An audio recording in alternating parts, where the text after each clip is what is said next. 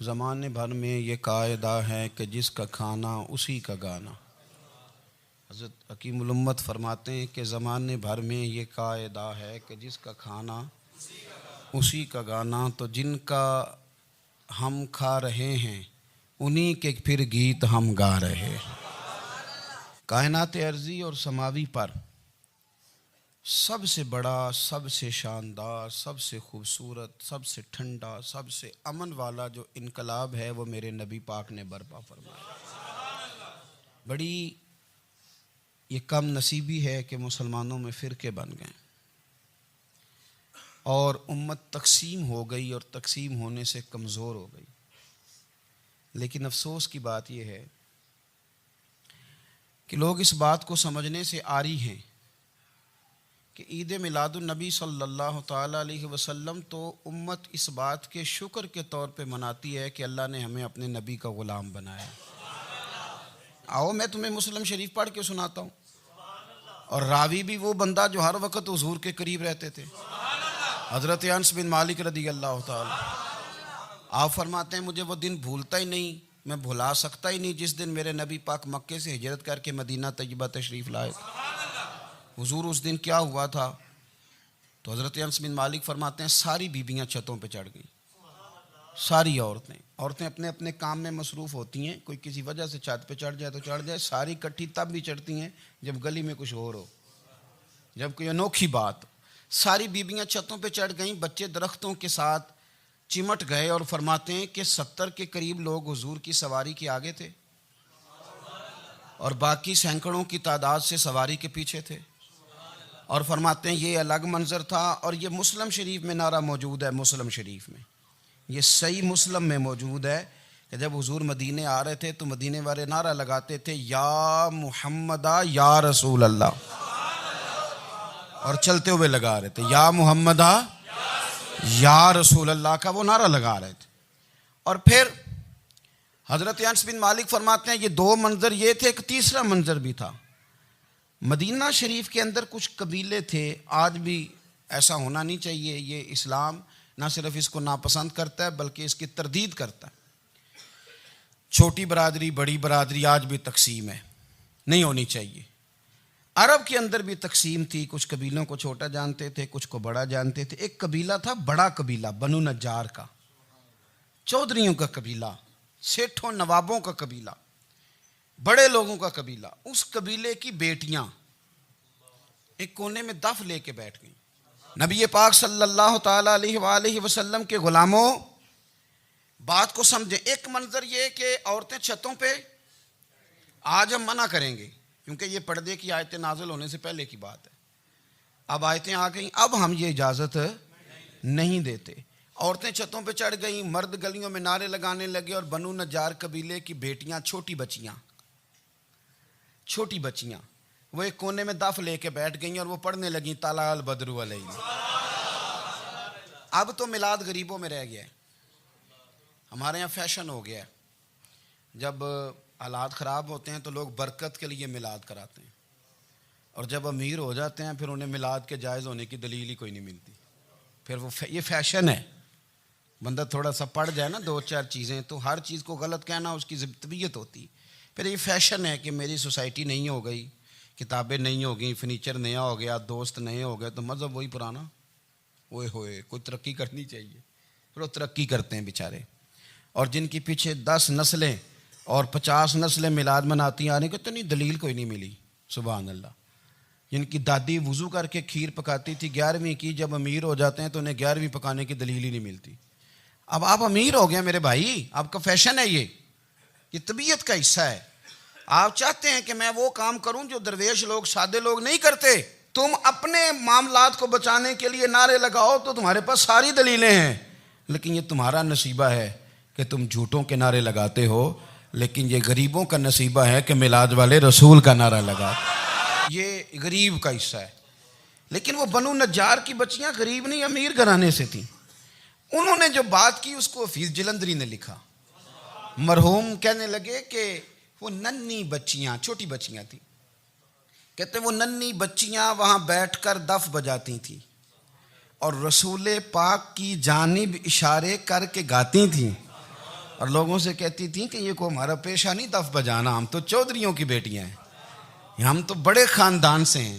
وہ ننھی بچیاں جو بیٹھ کر وہاں دف بجاتی تھیں، رسول پاک کی جانب اشارے کر کے گاتی تھیں اور کہتی تھی ہم ہیں بچیاں نجار کے عالی گھرانے کی، خوشی ہے آمنہ کے لال کے تشریف لانے، ہمیں بڑی خوشی ہے آمنہ کے لال کے، خوشی ہے آمنہ کے لال کے، خوشی ہے آمنہ کے لال کے، ہمیں خوشی ہے آمنہ کے لال کے تشریف، خوشی ہے بس آمنہ کے لال کے تشریف۔ نبی پاک صلی اللہ تعالیٰ علیہ وآلہ وسلم سے امت کا جذباتی رشتہ ہے۔ یہ پہلے دن سے ہی ابو جہل کب منع کرتا تھا کسی مسلمان کو کہ خانہ کعبہ میں نماز نہ پڑھو، کہتا پڑھو۔ حضرت صہیب ابن سنان رومی سے اس نے کہا کہ آپ اپنے طریقے کے مطابق، مسلمانوں کے طریقے کے مطابق کعبے کے اندر نماز پڑھیں، جو مرضی کریں۔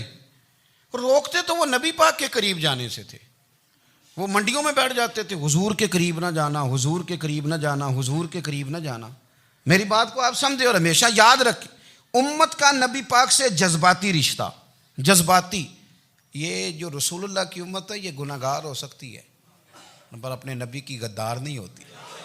میں آپ کو صحیح کہہ رہا ہوں۔ میرے کلین شیو نوجوان کے کان میں آپ جا کے کہیں نبی پاک، چاہے اس نے نماز نہ پڑھی ہو، چاہے اس نے داڑھی نہ رکھی ہو، آپ حضور کا نام لیں، اس کے رونگٹے کھڑے ہو جاتے ہیں، اس کی طبیعت، اس کا دل دھک دھک کرتا ہے، اس کی ایک ایک روح سے محمد محمد کی آوازیں نکلتی۔ یہ فیض ہے رسول پاک کا اور یہ کرم ہے اللہ کا اس امت کے ساتھ۔ امیر ملت پیر جماعت علی شاہ صاحب محدث علی پوری فرماتے ہیں ایک جگہ ہندوؤں کا جلسہ تھا، ہندو پنڈت تقریر کر رہا تھا، اس نے نبی پاک صلی اللہ علیہ وسلم کی شان میں معاذ اللہ کو بے ادبی کر دی۔ مسلمان تھے ہی نہیں، ایک مسلمان تھا، وہ ملنگ نہیں ہوتے دوری ڈنڈے والے، اس کے پاس رنگین ڈنڈا تھا، وہ کہیں دور بیٹھا تھا، تو اس نے سن لی اسپیکر چل رہا تھا، تو وہ ڈنڈا لے کے تو سٹیج پہ چڑھ آیا۔ وہ کہتا ہے میں نے پنڈت کے سر میں مارا ایک ہی ہے پر مارا ذرا صحیح کر کے، وہ ڈھیر ہو گیا، لوگوں نے گرفتار کر لیا، جیل میں چلا گیا۔ پیر صاحب کہتے ہیں میں ملنے گیا، بندے کو بسم اللہ بھی سیدھی نہیں پڑھنی آتی، سورۃ اخلاص بھی ٹھیک نہیں آتی، اسے ربنا آتی نہ دعا نہیں کر سکتا، ملنگ ہے۔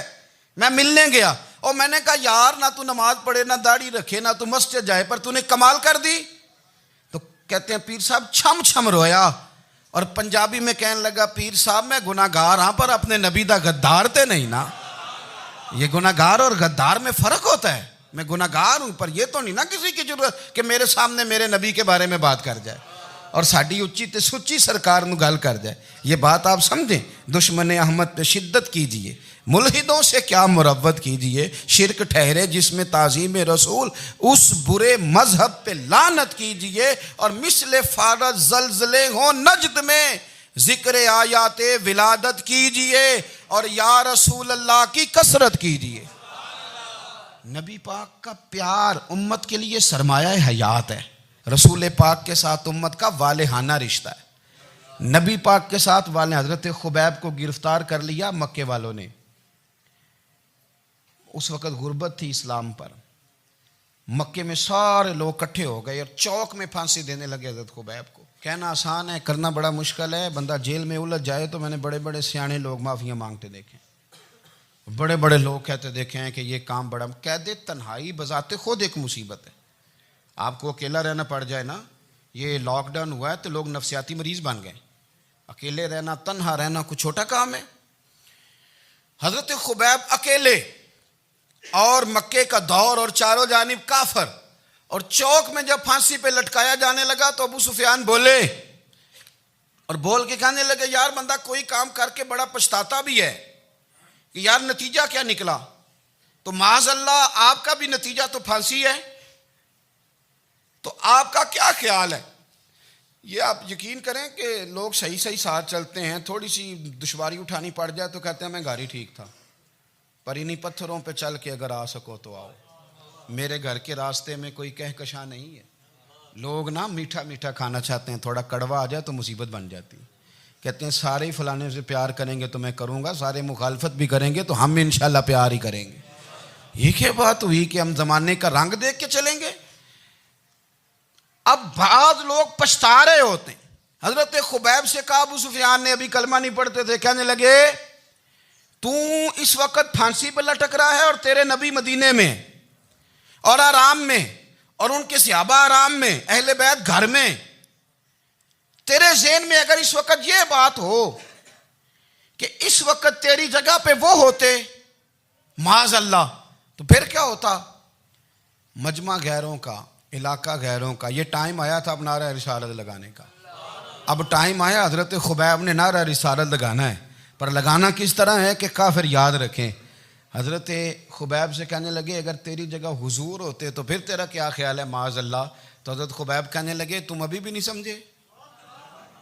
ٹھیک ہے میں مکے میں اکیلا ہوں، سارے لوگ مدینے میں ہیں، پر میں پچھتا نہیں رہا، میں تو فخر کر رہا ہوں، میں فخر کر رہا ہوں اس لیے کہ چوری کر کے جان نہیں دے رہا، مدینے والے کی عزت پہ جان دے رہا ہوں، میں فخر کر رہا ہوں۔ فرمایا سن، تو کہتا ہے تیری جگہ حضور ہوتے اور تم انہیں یہاں معاذ اللہ پھانسی پہ لٹکاتے۔ فرمایا سن، میں تو یہ بھی پسند نہیں کرتا کہ میں گھر میں بیٹھا ہوں اور میرے نبی کو ہلکا سا کانٹا بھی چبھ جائے، ہمارا اپنے نبی سے محبت کا رشتہ ہے، ایک کانٹا بھی حضور کے قدم مبارک میں چبھے ہمیں برداشت۔ مجمع ان کا تھا، نعرے لگ رہے تھے، ہم نے مسلمان پکڑ لیا، لیکن حضرت خبیب نے اکیلے، اللہ کرے آپ کو میری بات کی سمجھ آئے، اللہ کرے آپ کو سمجھ آئے، اکیلے جب پھانسی کے تختے کے قریب نعرہ لگایا نا کہ میں تو کانٹا بھی نہیں چبھنے دوں گا اپنے نبی کو، اب سارے ہار گئے۔ اب اس ایک جملے نے نا ان کو شکست خوردہ کر دیا، اب بول کچھ نہیں سکتے تھے، گردنیں جھک گئیں، اور جب سناٹا چھایا تو ابو سفیان ساتھ والے سے کہنے لگا باقی ساری باتیں اپنی جگہ پر ہیں، پر اصحاب محمد سے پیار تو بڑا ہی کرتے ہیں نا، اور وہ کچا رنگ للاری والا جیڑا چڑھ دا تے لیندا رہندا، اے عشق تیرے دا رنگ محمد چڑھ جائے پھر نہیں لیندا۔ کہا یار پیار تو یہ کرتے ہیں نا، اس میں کوئی شک والی بات؟ اس پیار سے کافر ڈرتا ہے۔ نبی پاک کے ساتھ جذباتی وابستگی، حضور کے ساتھ غلاموں کا جذباتی رشتہ، اور نبی پاک صلی اللہ تعالی علیہ وسلم کی آمد پر تشکر کے جذبات۔ امام رازی نے لکھا ہے کہ حضرت موسیٰ کلیم اللہ علیہ السلام نے تورات کی تختیوں کے اندر ایک امت کا ذکر پڑھا کہ جو امت گناہ کا ارادہ کرے گی تو گناہ لکھا نہیں جائے گا جب تک کر نہ لے، اور نیکی کا ارادہ کرے گی تو رب ان کی نیکی لکھ دے گا، اور جب وہ کر لے گی تو اللہ 10 گنا اجر عطا کرے گا، اور وہ ایسی امت ہوگی کہ جن کے چہرے قیامت کے دن نور کی طرح چمکیں گے، اور وہ امت ہوگی جن کی اللہ تعالیٰ زمین ساری پاک فرما دے گا، جہاں نماز پڑھیں گے نماز ہو جائے گی۔ یہ تذکرے پڑھ کے تو حضرت موسیٰ کلیم عرض کرنے لگے اللہ یہ امت میری بنا دے، تو رب کریم نے فرمایا کہ موسیٰ نہیں، یہ تو میرے محبوب کی امت ہے، فرمایا یہ تو میرے نبی پاک کی امت، حضور کی امت۔ اللہ اکبر۔ حضرت موسیٰ معمولی آدمی نہیں، وہ جلیل القدر پیغمبر ہیں جن کا قرآن کے ہر سپارے میں تذکرہ ہے، کہیں واضح طور پہ کہیں اشارتاً، ہر پارے میں۔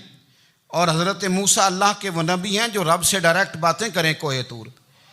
کہا اے موسیٰ یہ امت تو میرے نبی کی ہے، تو حضرت موسیٰ علیہ السلام عرض کرتے ہیں، امام رازی نے لکھا ہے، کہتے ہیں اے اللہ پھر مجھے اپنی نبی کی امت میں شامل کر۔ وہ یار ہمیں لوگ کہتے ہیں میلاد نہ مناؤ، جس امت میں آنے کے لیے حضرت موسیٰ نے دعا مانگی، جس محبوب کی غلامی کے لیے، ہمیں تو دعا بھی کوئی نہیں مانگنی پڑی، اللہ نے فضل سے ہی مدینے والے کا غلام بنا دیا۔ تو ہم حضور کے تذکرے نہ کریں، ہم تشکر نہ کریں، ہم نبی پاک صلی اللہ تعالی علیہ وسلم کی نعت نہ پڑھیں، ہم حضور کے آنے پر جشن کا اظہار نہ کریں، ہر وہ جائز طریقہ جس سے اظہار خوشی ہو سکے وہ میلاد پہ کرنا چاہیے، اور اس کے لیے اسباب بنانے چاہیے۔ امت کا ایک جذباتی انداز ہونا چاہیے نبی پاک کے ساتھ، ایک وارفتگی، ایک ذوق، ایک طبیعت کے اندر وجدان۔ نعرہ مطلب اس طرح نہ ہو کہ بس چل رہا ہے کام، میں نہیں ہوں قائل، میں کہتا ہوں پہلے تو کوئی لگائے نا، اور پھر نعرہ جب لگتا تھا نا تو مسلمانوں کے یہاں نعرہ لگتا تھا تو بڑے بڑے لوگ کانپ جاتے تھے۔ صوفیاء نے لکھا ہے کہ حضرت عمر نے جب کلمہ پڑھا نا تو 39 بندے کلمہ پڑھتے تھے، تو نبی پاک نے رات کو دعا مانگی، اے اللہ عمر کو مسلمان کر کے اسلام کو عزت دے۔ حضرت عمر سویرے آ گئے، میں وہ تفصیل میں نہیں جاتا، بات لمبی۔ حضرت عمر جب آئے نا اور انہوں نے آتے جب کہا نا کہ میں کلمہ پڑھنے آیا ہوں، تو حضور اتنے راضی ہوئے کہ نبی پاک نے کہا اللہ اکبر، تو صحابہ نے نعرے لگائے اللہ اکبر اللہ اکبر، یعنی 40 لوگ مسلمان ہوئے تو نعرے لگے ہمارے صوفیاء کہتے ہیں حضرت عمر کے آنے پر جب نعرے لگے تو بتاؤ کہ وہ تو نعرہ تکبیر لگا، نعرہ رسالت کیوں نہیں لگا؟ تو کہتے ہیں گویا ہمیں حضور نے یہ سمجھایا ہے، حضور کے اشاروں نے سمجھایا ہے کہ میں اب اپنے نعرے خود تو نہیں نہ لگاؤں گا، میں نے تو اللہ اکبر کہہ دیا، عمر آ گیا ہے میرے نعرے لگاتا رہے گا، وہ نعرے لگیں گے۔ حضرت عمر نے پہلے دن ہی کہا کہ حضور آپ سچے رسول ہیں تو چھپ چھپ کے نماز کیوں پڑھیں؟ شروع ہو گئے نعرے، حضور آپ سچے ہیں تو چھپ چھپ کے نماز کا کیا معنی ہو؟ تو حضور نے فرمایا تیرا کیا ارادہ؟ عرض کی حضور سارے نہیں، ایک میں ایک امیر حمزہ، ایک لائن کے آگے وہ لگ جائے، ایک کے آگے میں لگ جاؤں، اور باقی مسلمان جتنے ہیں کل 40 تھے، پیچھے 18 19 بچیں گے، تو ایک لائن میں وہ ہو جائیں، ایک میں آگے ایک میں امیر حمزہ ہو، ایک میں ہوں، تو دیکھ لیتے ہیں یہ ہمیں نماز کیسے نہیں پڑھنے دیتے۔ ہاں دیکھ لیتے ہیں، آئے نا میدان میں، ادھر آ ستمگر ہنر آزمائیں تو تیر آزما ہم جگر آزمائیں، اور غلامان محمد جان دینے سے نہیں ڈرتے، یہ سر کٹ جائے یہاں رہ جائے کچھ پرواہ نہیں کرتے۔ فرمایا بھی پتہ چل جاتا ہے نا، ایک لائن میں حضرت امیر حمزہ ہو گئے، ایک میں حضرت عمر ہو گئے۔ پہلے یہ مارتے تھے جو حرم شریف میں مسلمانوں کے طریقے پہ نماز پڑھتا تھا، یہ جلوسوں کی بڑی برکت ہے، اندر بیٹھے رہے نا چپ کر کے، نکل جائیں تو پتہ کچھ بھی نہیں چلتا۔ جب نکلتے ہیں نا لوگ کہتے ہیں جلوس کیا معنی ہے، تو میں بتاتا ہوں نا جلوس کا معنی کیا ہے۔ حضرت عمر نے باہر نکلے 2 لائنوں کا جلوس، لمبا بھی کوئی نہیں، بندے بھی 40، اور جناب فاروق اعظم باہر نکلے تو عمر کا نعرہ، عمر کا، حضرت عمر نے یوں کر کے آستینیں بازو کی چڑھا لیں، اور اپنے گلے میں جو ان کے رومال تھا نا اس کو یوں سینے پہ باندھا، اور اس ہاتھ میں تلوار تھی تو یوں کر کے باہر لہرائی، کہنے لگے او مکے کے کافرو ادھر آؤ میرے سامنے، جس نے اپنی بیوی بیوہ کرانی ہو، جس نے بچے یتیم کرانے ہوں، وہ آئے میدان میں، مصطفیٰ کے غلام آج سڑکوں پہ نکل آئے میدان میں ہمارے سامنے ہمارا مقابلہ کرے، آئے نا میدان میں، ہم نکلے ہیں، اب ہم یہاں کعبے میں اعلانیہ نماز پڑھیں گے، ہم پڑھیں گے، طاقت ہے تو آؤ نا ہمارا مقابلہ کرو، آؤ۔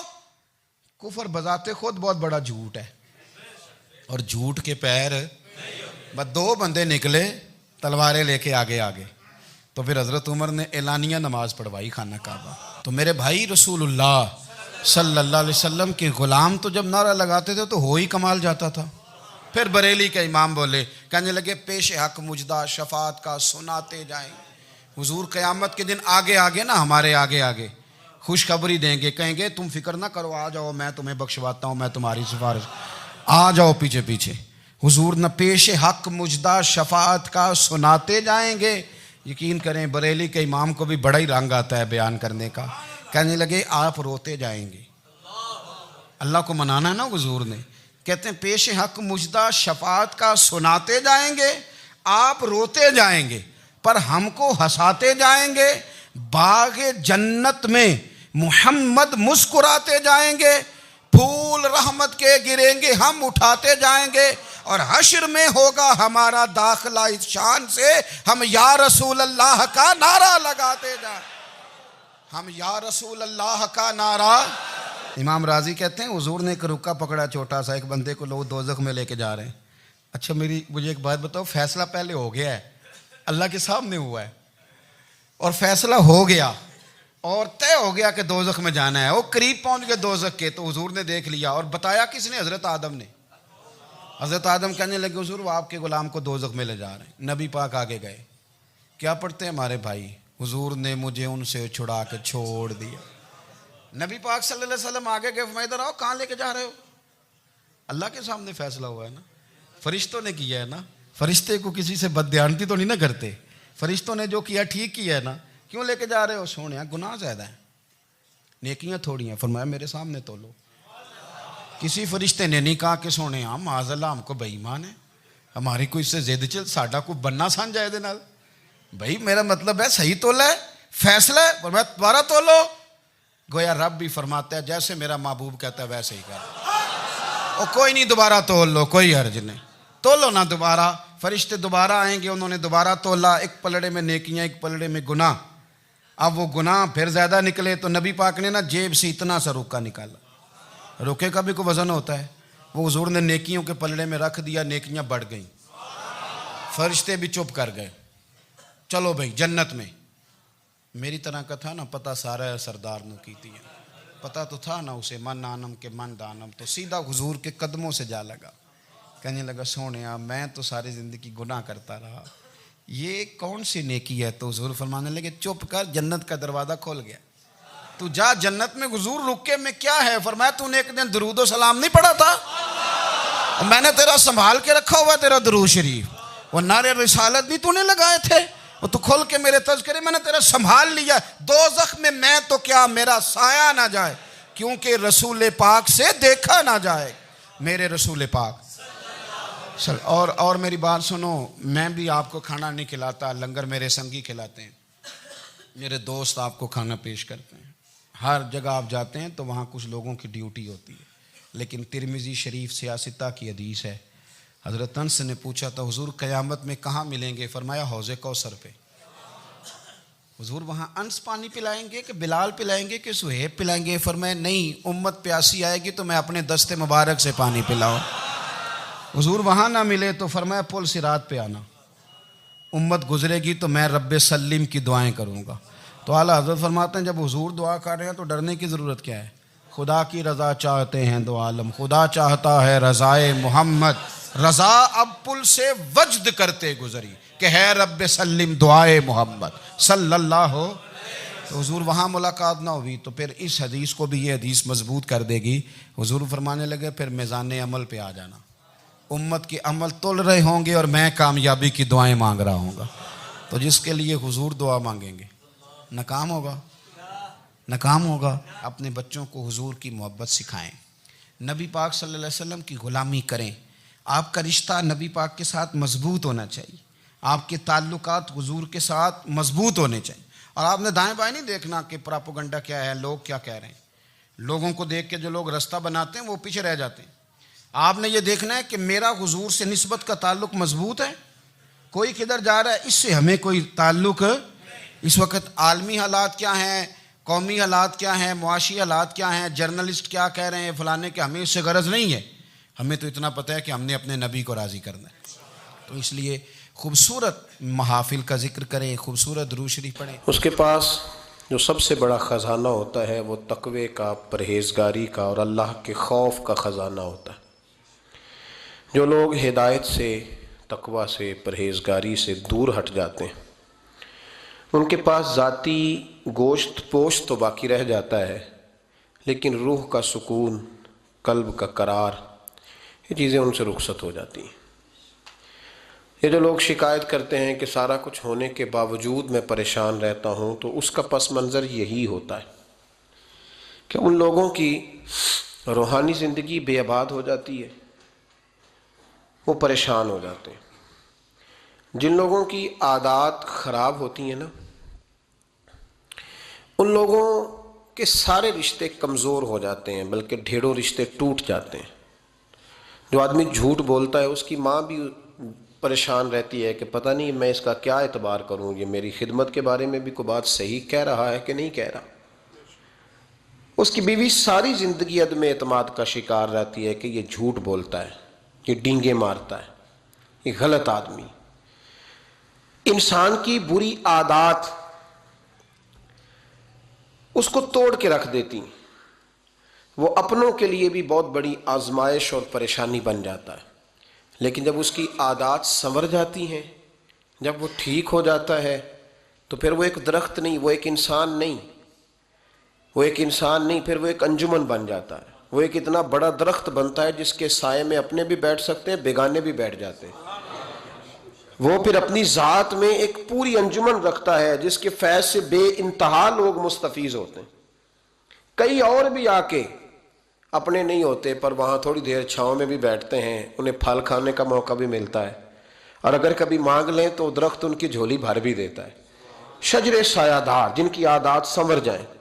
اللہ تبارک و تعالیٰ نے جتنے انبیاء کرام علیہم السلام دنیا میں مبعوث فرمائے, وہ سارے لوگوں کو ہدایت کا رستہ دکھانے آئے, عادات سنوارنے آئے تھے. ان کا مشن یہ تھا کہ تمہارے اندر جو کمزوریاں ہیں, جو قباحتیں ہیں, تم نے خود اپنے لیے جو بہت ساری چیزیں جمع کر لی ہیں انہیں چھوڑ دو, بچ جاؤ گے. پھر اللہ تبارک و تعالیٰ نے فضل فرمایا اور جب سلسلہ نبوت کو ختم کیا تو امام الانبیاء کو مبعوث فرمایا۔ رسول پاک علیہ السلام ہدایت کا عالمی منشور لے کے دنیا میں آئے اور پوری دل جمی کے ساتھ، دل سوزی کے ساتھ، ہمت کے ساتھ، تگ و دو کے ساتھ اور پوری منصوبہ بندی کے ساتھ میرے نبی کریم نے اس پیغام کو پہنچایا۔ ایک تو ہے دل جمی، دل سوزی، ہمت، جد و جہد کے ساتھ دین پھیلانا، اور اس کے ساتھ ایسا نہیں کہ بے معاذ اللہ بے ہنگم جد و جہد، نبی پاک نے منصوبہ بندی والی جد و جہد کی، ایک ترتیب کے ساتھ جد و جہد کی، اور وہ جو پیغام محبت حضور لے کے آئے تھے اس کے لیے نبی پاک نے کوشش کی۔ ایک ہوتا ہے میری طرح کا آدمی جو تقریر کرتا ہے، نماز پڑھا کرو، روزہ رکھا کرو، صحیح ہو جاؤ، ایک وہ شخص ہوتا ہے۔ لیکن ایک ماں ہوتی ہے، ایک باپ ہوتا ہے، کسی نے باہر سے آ کے ابا کو بتا دیا کہ آج میں نے تیرا بیٹا دیکھا ہے وہ کالج کے باہر سگریٹ پی رہا تھا۔ اب ابا صرف تبلیغ نہیں کرتا، اماں صرف تبلیغ کر کے نعرے لگوا کے چپ نہیں کرتی، بلکہ وہ سمجھاتی بھی ہے اور رات کو مصلے پہ بیٹھ کے روتی بھی ہے، یا اللہ میرا لال ہے، مہربانی کرنا، خدا بندہ کرم فرما دے، اللہ اسے سنوار دے۔ وہ روتی ہے، وہ تڑپتی ہے، وہ جب کسی پیر صاحب سے، مفتی صاحب سے، علامہ صاحب سے دعا کرا رہی ہوتی ہے نا، تب بھی رو رہی ہوتی ہے، جناب دعا کر دیں اللہ اسے ہدایت دے دے، یہ سنور جائے تو میں ٹھنڈی۔ بہت سارے ایسے تقریر کرنے والے لوگ ہوتے ہیں کہ جن کے اندر ہوتا ہے جذبہ، بہت سارے لوگوں میں ہوتا ہے، لیکن اکثر ایسے ہوتے ہیں کہ جو بس ٹھیک ہے وقت گزارنا ہے، گھنٹہ بات کرنی ہے، وہ جذبات نہیں ہوتے، وہ درد نہیں ہوتا۔ لیکن جب کوئی اپنا بگڑتا ہے، جب کسی اپنے کی شکایت آتی ہے تو باپ کے آنسو گرتے ہیں، وہ درد ہوتی ہے۔ میرے رسول کریم نبی رحمت، آقا دو عالم، محبوب دو عالم علیہ السلام، تبلیغ کا انداز یہ تھا کہ دن کو تبلیغ کرتے تھے امت کی ہدایت کے لیے، اور رات کو مصلے پہ بیٹھ کے رو کے امت کی ہدایت کے لیے دعا مانگا کرتے تھے۔ حضور دعائیں بھی مانگتے، تڑپ، یہ جو ساتھ دعا شامل ہوتی ہے نا، یہ اخلاص کا پتہ دیتی، یہ کہتی ہے کہ نہیں یہ جو مشن ہے نا اس میں کچھ حسن ہے، اس میں کچھ وقار ہے۔ اور رسول کریم نبی رحمت صلی اللہ تعالی علیہ وآلہ وسلم نے جد و جہد کے ساتھ دین پھیلایا۔ اللہ کریم جب حضور کی بڑی جد و جہد کو ملاحظہ فرمایا تو رب کریم نے فرمایا طٰہٰ ما انزلنا علیک القرآن لتشقیٰ، محبوب آپ پر اس لیے قرآن تو نازل نہیں کیا تھا کہ آپ مشقت میں پڑ جائیں۔ مشقت کے لفظ کو سمجھتے؟ ایک قید ہوتی ہے، ایک قید با مشقت ہوتی، قید، یہ مشقت بڑا مشکل لفظ ہے۔ مشقت مطلب ہم تو پڑھ جاتے ہیں نا قرآن پاک لیکن سمجھتے نہیں، لفظ مشقت یعنی قیدی کے پیروں میں اور ہاتھوں میں زنجیریں اور بیڑیاں بھی ہوتی ہیں اور چکی بھی پیسنی ہوتی ہے، وہ قید مشکل ہوتی ہے۔ ایک ہوتا ہے کام کرنا، ایک ہوتا ہے مشقت والا کام کرنا، جد و جہد والا کام کرنا، شرابور ہونا پسینے میں۔ رسول پاک نے 20 منٹ 25 منٹ اے سی والے کمرے میں بیٹھ کے اور پجاروں میں آ کے اور جناب نعرے لگوا کے اور ہٹو بچوں کی داستانیں کر کے دین کی تبلیغ نہیں کی، بلکہ رسول پاک علیہ السلام نے دین کے لیے مشقت فرمائی ہے، دین کے لیے مشقت لتشقیٰ، محبوب آپ تو مشقت میں پڑ گئے، جد و جہد کی۔ حضور کے دل کی سب سے بڑی خواہش یہ تھی کہ یہ لوگ سنور جائیں، یہ لوگ بدل جائیں، ان کی عادات ٹھیک ہو جائیں، ان میں تبدیلی آ جائے۔ یہ تڑپ تھی نبی کریم کی۔ اب یہ تڑپ نہیں ہوتی، اب تڑپ یہ ہوتی ہے کہ میرے ساتھ سیٹ ہے نا۔ بہت سارے لوگوں کو تو لوگ تبلیغ ہی نہیں کرتے کہ کوئی بات بتائی تو یہ ناراض ہو جائے گا۔ بڑا سخت ایک دن ایک شخص مجھ سے نالا ہوا، بڑا سخت، میں ضلع اٹک میں تھا تو اس نے مجھ سے سلام لی۔ اب نبی پاک صلی اللہ تعالی وسلم کا طریقہ ہے کہ حضور نے کافر کے ساتھ کبھی رخ نہیں موڑا، لیکن ایک حضور کے غلام نے سونے کی انگوٹھی پہن کے نبی پاک سے سلام لینی چاہیے تھی، اللہ کے رسول نے توجہ پھیر لی تھی۔ تو بڑی سخت بات ہے نا کہ رسول رحمت اگر کہیں کہ تیرے ساتھ ہاتھ ہی نہیں ملانا۔ تو وہ صاحب آئے تو میرے ساتھ سلام لینے لگے تو میں نے کہا یہ سونے کی انگوٹھی اتار لیں۔ کیا کریں؟ مطلب یہ کہ آپ کمزور ہیں، آپ کس حد تک بات کر سکتے ہیں؟ لوگوں کی اپنی بات قبول کرنے کا بھی اپنا اپنا زاویہ ہے کہ یہ میرے مطلب کیا تو یہ قبول ہے، تو یہ میری طبیعت نازاں پہ، میرے مزاج گرامی پہ گراں گزری ہے، تو لہذا میں اس لفظ کو قبول نہیں کرتے۔ بس میں نے کہا میاں اتار لو۔ کہنے لگا جناب آپ تو بس سخت باتیں کر دیتے ہیں، میرے پیر صاحب نے تو مجھے نہیں کبھی منع کیا کہ نہ پہن۔ میں کہا پیر نو بھی ملا، میں انہوں بھی سمجھاوا، میری ملاقات کرا۔ یہ کون سی پیری مریدی ہوئی کہ باقی سارے کام لینا اور دین کے بارے میں کوئی لفظ بھی نہ ادا کرنا کہ نماز پڑھ، روزہ رکھ، یہ بتانا ہی نہ، یہ کیا مطلب ہوا؟ دھندا ہے کوئی؟ یہ کوئی دھندا ہے؟ گورکھ دھندا ہے؟ نذرانہ ٹائم پہ وصول کرنا اور اسے کبھی نہ کہنا کہ اللہ رسول کی بارگاہ میں جھک جا، اپنے طواف کرائے جانا اور بیت اللہ کا رستہ ہی نہ دکھانا، کیا مطلب ہے ان باتوں؟ میرے نبی کریم علیہ السلام نے یہ نعرہ نہیں لگایا کہ سڑکیں پکی ہوں گی، یونیورسٹیاں بنیں گی، بلکہ میرے محبوب نے فرمایا ہم انسانوں کی تعمیر کریں گے۔ ہم اخلاق سنواریں گے، ہم کردار میں پختگی لائیں گے. اور رسول پاک کی یہ تڑپ تھی میرے نبی کی کہ لوگ دوزخ میں نہ جائیں، جہنم میں نہ جائیں. نبی کریم علیہ السلام فرمایا کرتے تم ان پتنگوں کی طرح ہو جو آگ کی طرف جاتے ہیں، اور میں اس کی طرح ہوں جو پکڑ پکڑ کے سینہ بند سے کھینچتا ہے اور کہتا ہے جہنم سے بچ جاؤ، جہنم سے آپ قرآن و سنت کو پڑھیں. نبی پاک نے جھوٹ کی مذمت پر باتیں بیان فرمائیں، شراب نہ پیو دلائل دیے سمجھایا، زنا، بدکاری، بددیانتی، چغلی، غیبت. یعنی میرے رسول پاک نے ہمیں وہ سارے رستے بتلا دیے کہ یہ سارے دوزخ کی طرف جاتے ہیں، ان پہ نہ چڑھنا. اور اس سڑک کا بھی پورا پتہ بتلایا جو سیدھی جنت کے دروازے کے آگے جاتی. ہر جگہ حضور نے رہنمائی کی تاکہ اللہ کے بندے جہنم میں، سمجھ آ رہی ہے میری باتوں؟ سب سے یہ بڑی فکر کرتے ہیں نا، بچہ سیانا ہو جائے، پڑھ جائے، تھوڑی سی یہ بھی فکر کیا کرو کہیں دوزخ میں نہ چلا جائے.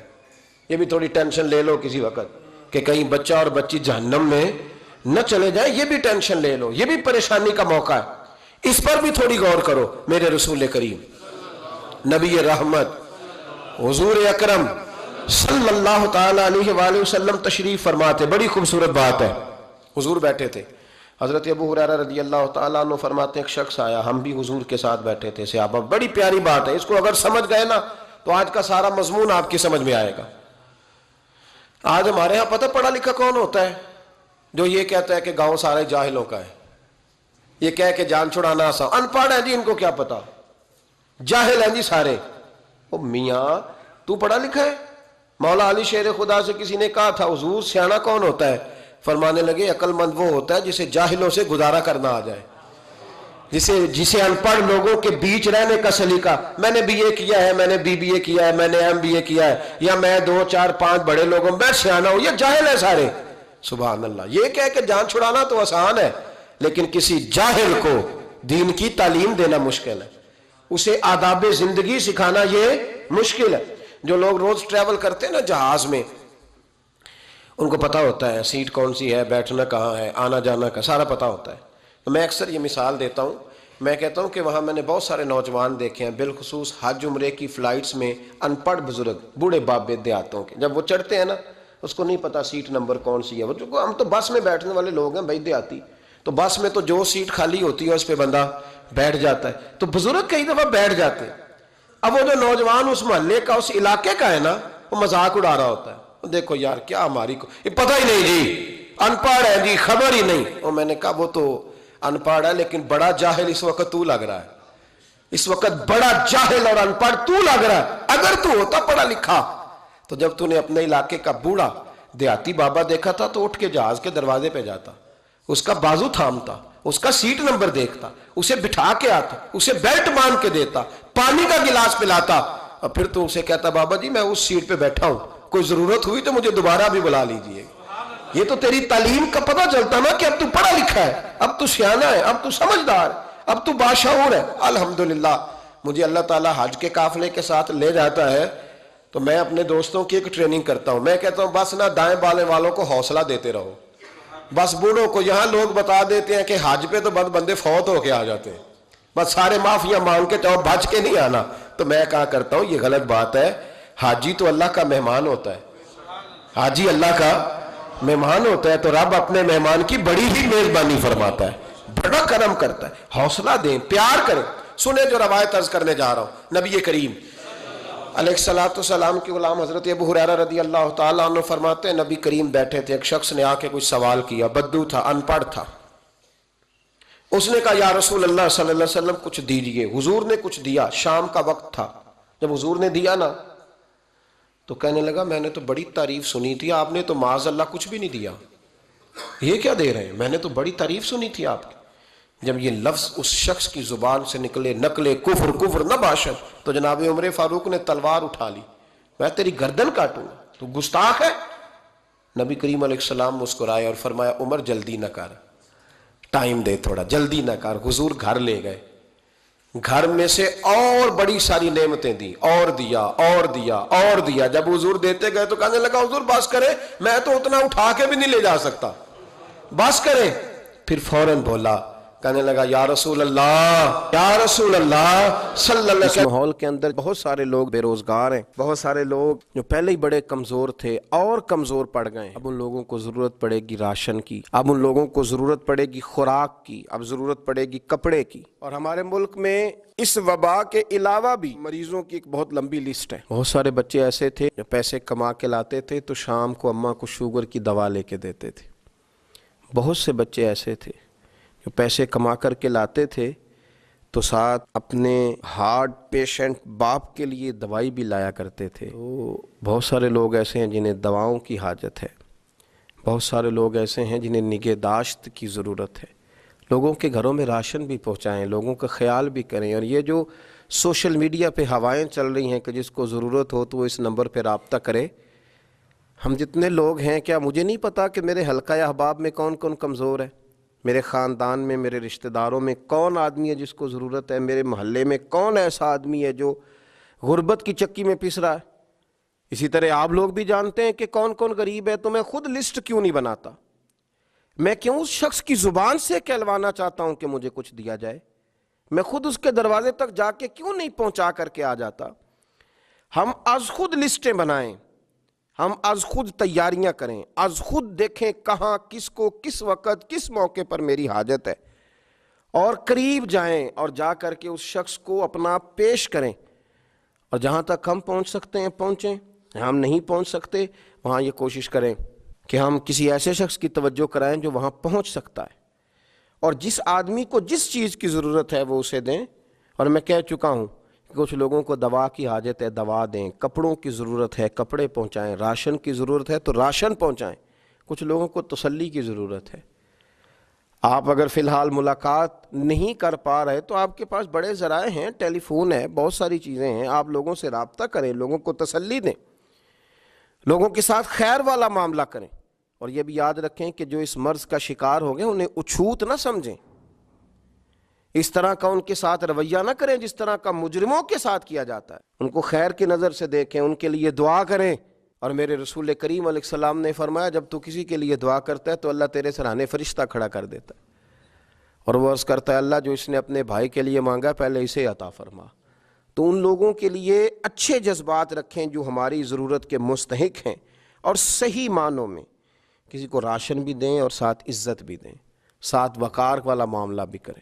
ہمارے ہاں تو یہ ہو رہا ہے کہ شناختی کارڈ لاؤ، پھر یہ کہ گھر کے لوگوں کا شناختی کارڈ لاؤ، پھر یہ کہ ذریعہ آمدن بتاؤ، پھر یہ کہ فلاں چیز بتاؤ۔ آپ نے 2000 روپیہ دینا ہے اور آپ نے کتنی ساری عزتیں اچھال کے رکھ دیں، کتنی زیادہ تحقیقات آپ نے کر دی۔ امام شافعی رحمۃ اللہ تعالیٰ علیہ سے کسی نے کہا تھا حضور میں خیرات کرنا تو چاہتا ہوں پر مستحق آدمی ہی نہیں ملتا۔ تو امام صاحب نے غور سے اس کا چہرہ دیکھا اور خاموش ہو گئے۔ تو کہنے لگا حضور آپ کیا دیکھ رہے ہیں؟ تو آپ فرمانے لگے میں سوچ رہا ہوں کہ تو ان چیزوں کا مستحق تھا جو اللہ نے تجھے دے دی، تیرا حق تھا ان چیزوں پہ، حالانکہ وہ سب جانتا ہے۔ تو جب اس نے اپنے کرم سے سارا کچھ تجھے دے دیا ہے، تجھ سے کوئی اس نے نہیں کہا کہ فلاں سوال کا جواب دے، تو اللہ کے بندوں کو ٹٹولتا پھرتا ہے۔ کہ ہمیں وہ حدیث بھول گئی کہ جب حضور علیہ السلام نے فرمایا کہ آدمی صدقہ دینے نکلا تھا تو چور کو دے آیا، طوائف کو دے آیا، مالدار کو دے آیا، تو اس وقت کے نبی نے کہا تو نے تو اللہ کی رضا کے لیے دیا تھا، تیرا تو ہو گیا ہے، تجھے اس کا اجر مل گیا۔ تو تفتیش اور تحقیق میں نہیں پڑیں، ٹھیک ہے کوشش کریں ضرورت مند تک پہنچ جائے، پر اس طرح کر کے لوگوں کی عزت اور آبرو پر حملہ نہ کریں۔ دیکھیں خود از خود محسوس کریں کہ کس کو آپ کی کتنی ضرورت ہے، اس لحاظ تک وہاں تک آپ خود پہنچیں۔ اور یاد رکھیں جب انسان اللہ کے بندوں سے پیار کرتا ہے تو حضور نے فرمایا تو اللہ کے بندوں پہ رحم کر، اللہ تیرے اوپر رحم فرمائے گا۔ اللہ سمجھنے کی توفیق عطا فرمائے۔